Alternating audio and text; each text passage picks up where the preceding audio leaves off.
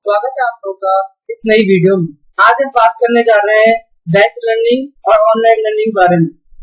तो batch learning क्या होता है? सबसे पहले हम देखते हैं, बैच लर्निंग को हम ऑफलाइन लर्निंग भी कहते हैं। तो बैच लर्निंग में क्या होता है कि जो सिस्टम होता है हमारा वो इनकैपेबल होता है कि वो इंक्रीमेंटली सीख पाए। इसका मतलब जो नया डेटा है उस पर जो हमारा प्रोडक्ट है वो नहीं सीख पाएगा। हमने अपना जो मॉडल है वो सबसे पहले ट्रेन किया अपने सिस्टम पे, फिर उसके बाद हमने उसको डिप्लॉयमेंट के लिए भेजा।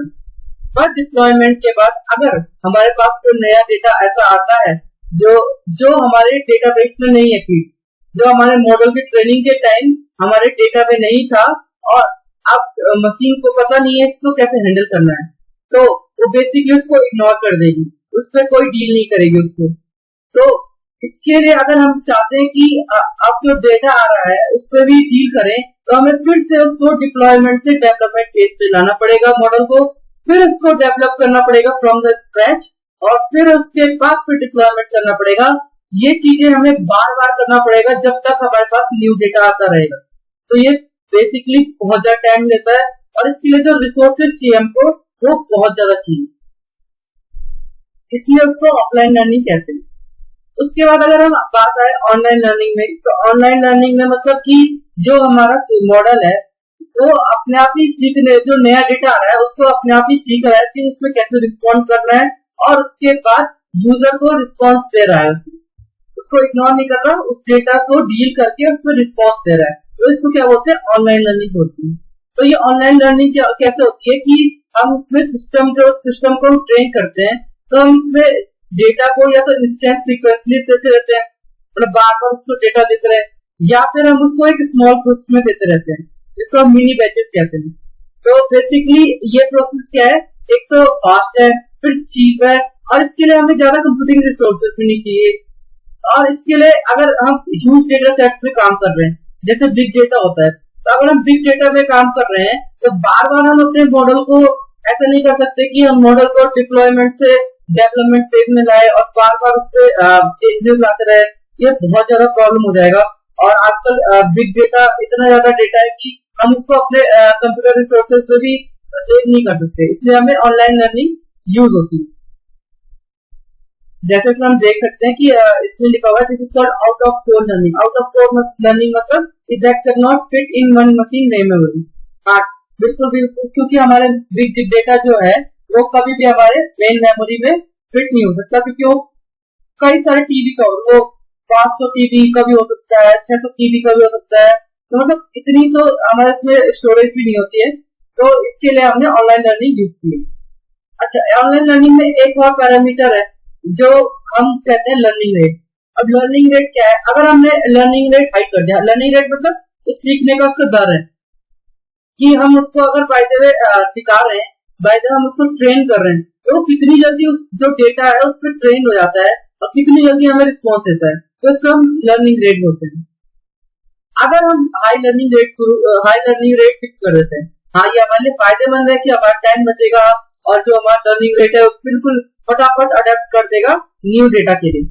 पर इसमें एक चीज आएगी कि हमारा जो ओल्ड डेटा है वो नया तो सीख रहा है और यही है कि नया सीखते सीखते वो ओल्ड डेटा को भूलते जा रहा है। उसमें दिक्कत हमारा ये आएगा कि बाय द वे कोई ओल्ड डेटा आता है हमारे पास, तो जो हमारा मॉडल होगा वो इनकैपेबल होगा उसमें डील करने के लिए। तो हम क्या करते हैं, जो लर्निंग रेट होता है हमारा, तो उसको मतलब हाई नहीं रखते हैं, मीडियम रेंज में रखते हैं, तो ताकि वो जो मतलब नॉइसेस है और मतलब जैसे हम देख सकते हैं but it will be less sensitive to the noise in the new data और sequence of non representative data points. मतलब वो जो नॉइज होगी हमारे इसमें उसके लिए लेस सेंसिटिव हो जाएगा तब, और मतलब वो ज्यादा डील नहीं करेगा, जल्दी जल्दी न्यू डेटा नहीं सीखेगा उतनी जल्दी और पुराने डेटा को नहीं भूलेगा वो। और जो नॉइज आती है, नॉइज मतलब कि जो प्रॉब्लम आती है, जो जैसे बाय द वे हम नॉइज की बात कर रहे हैं वैसे भी, तो जो प्रॉब्लम क्रिएट करता है डेटा, बाय द वे उसमें कोई मिसिंग पार्ट है, उसमें कोई नल वैल्यूज है, उसमें कोई नॉन नंबर वो है डेटा है, तो उसके मतलब उसको हम नॉइज बोलते हैं, तो उसमें वो डील कर पाएगा अच्छे ढंग से। अच्छा, इसमें एक चैलेंज क्या आता है, a big challenge with online learning is that if bad data is fed to the system performance will decline. Possibly कितनी। ठीक है, अगर आपने कोई बैड डेटा डाला, बैड डेटा मतलब भाई कोई रिलेवेंसी नहीं है डेटा का उस प्रोडक्ट से, उस मॉडल से, और उसमें क्या है कि वैल्यू मिसिंग है, नॉट अ नंबर है, और उसके बाद नल वैल्यूज हैं, और उसके बाद जहाँ पे न्यूमेरिकल एट्रीब्यूट से वहां पे कोई टेक्स्ट है या फिर स्ट्रिंग है, तो बेसिकली यही बैड डेटा है। तो इस बैड डेटा को क्या होगा कि सिस्टम सीख लेगा, क्योंकि वो नए डेटा को सीख रहा है, तो उसमें सीख दिया उसने, फिर उसके बाद विदाउट जजिंग कि ये सही है कि गलत है, उसने सीख लिया। उसके बाद बाय द वे अगर हम उसके बाद कोई ऐसा हैकर्स, बाय द वे मान के चलो हैकर्स कोई डेटा देते हैं उसको, और जो हमारे सिस्टम को करप्ट कर दे, तो उसने तो सीख दिया, उसने हमारे सिस्टम को करप्ट कर दिया। तो ये क्या करता है, सिस्टम की परफॉर्मेंस को डिक्लाइन करता है, और उसके बाद जो हमारा सिक्योरिटी पर्पस होता है उसके लिए भी उतना मतलब कारगर नहीं है।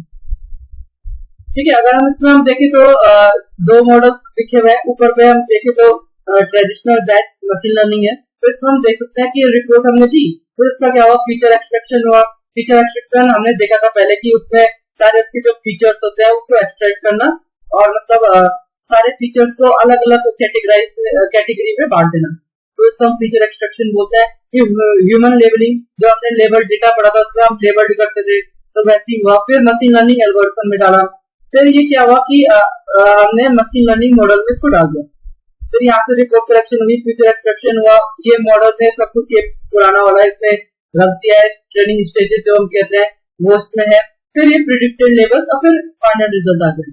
ये इसमें मतलब बेसिकली सिंपल सा मेथड है, कोई मतलब इटरेटिव वो नहीं चल रहा है।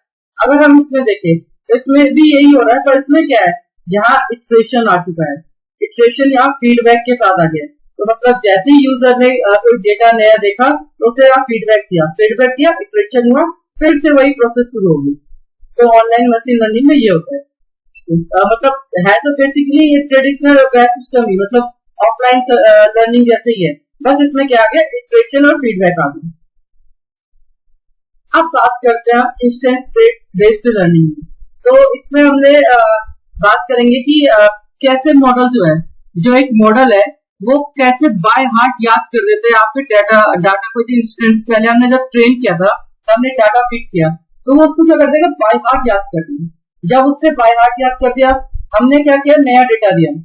अब नया डेटा दिया, उसके बाद वो नए डेटा को जब उसने बाय हार्ट जो कर रखा है उससे कंपेयर करेगा, और उसके बाद उसको एक क्लस्टर में डाल देगा। जैसे हम इसमें देख सकते हैं, यहाँ फिगर है, तो इसमें बाय द वे पहले इसने जो भी सारे ट्रायंगल थे सारे मतलब याद कर दिए बाय हार्ट, फिर उसने ये देखा कि स्क्वायर है तो सारे स्क्वायर याद कर दिया। फिर उसके बाद इसमें न्यू इंस्टेंस आया, तो उसने देखा अगर न्यू इंस्टेंस ट्रायंगल है तो भाई इसने ट्रायंगल के क्लस्टर में डाल दिया। अगर ये क्या आपका स्क्वायर है तो स्क्वायर के क्लस्टर में डाल दिया। तो इसका मतलब क्या है कि वो लर्न बाय हार्ट करता है, फिर उसके बाद उसको कैटेगराइज करता है। तो इसमें भी जैसे हम देख सकते हैं कि having a good performance measure on the training data is good but insufficient. The true goal is to perform well on the new instance. बिल्कुल, अगर जैसे हमारे पास कोई नया डेटा आ रहा है तो उसमें डील करना वो परफॉर्मेंस बताता है, ना कि ये कि हमने कोई अपनी मशीन पर रन किया पुराने डेटा पे ही और उसको अगर वो 100% आ रहा है तो ये उसकी सिस्टम की परफॉर्मेंस नहीं है। उसकी परफॉर्मेंस तब है जब वो नए डेटा पे आए और नए डेटा पे अच्छे ढंग से परफॉर्म करे, तो ये उसकी परफॉर्मेंस है। और उसके बाद यही है बिल्कुल कि वो लर्न बाय हार्ट करता है, और उसके बाद then generalise to new cases, बिल्कुल वो सिमिलरिटी देखता है उसमें और फिर उसका कंपेयर करके उसको क्लस्टर्स में भेज देता। अब दूसरा आता है मॉडल बेस्ड लर्निंग। तो मॉडल बेस्ड लर्निंग में हमने क्या किया, सबसे पहले एक मॉडल बना दिया। जैसे हमने इससे पहले भी देखा था कि अगर हम यहाँ देखें तो इसमें देखो हमने क्या किया था कि मशीन लर्निंग एल्गोरिथम यूज की थी, फीचर एक्सट्रैक्शन यूज किया था, लेबलिंग यूज की थी, और रिपोर्ट ट्रेनिंग सेट करके हमने क्या बनाया था, इसको मशीन लर्निंग मॉडल बनाया था। तो मशीन लर्निंग मॉडल से हम ऐसे बनाते हैं। तो इसमें क्या होता है कि we generalise from a set of example and build a model.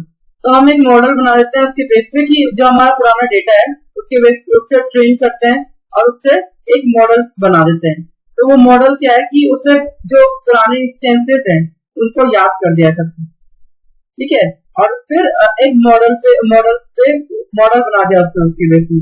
जो इंस्टेंस में क्या था, इंस्टेंस में याद तो वो भी कर रहा था, पर वो क्या कर रहा था, पूरे डेटा के साथ बाद में मैच कर रहा था, कंपेयर कर रहा था।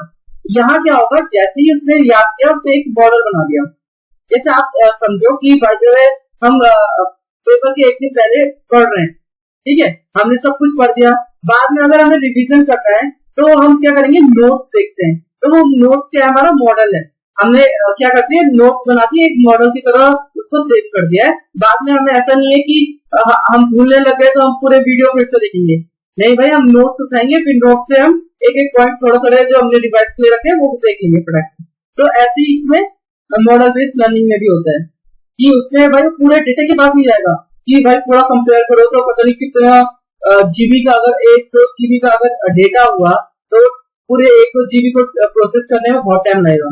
तो इसके लिए मॉडल बना दिया। तो मॉडल में क्या किया, उसने चुपचाप देखा कि रिवाइजिंग पॉइंट्स बनेंगे, रिवाइजिंग पॉइंट्स में फट फट करके ये कि ये कहाँ पे कंपैरिजन है, ये कहाँ पे कंपैरिजन है, और क्विकली काम है। तो हम अगर प्रिडिक्शन कर रहे हैं मॉडल से तो इसके लिए हमारे पास कुछ स्टेप्स हैं।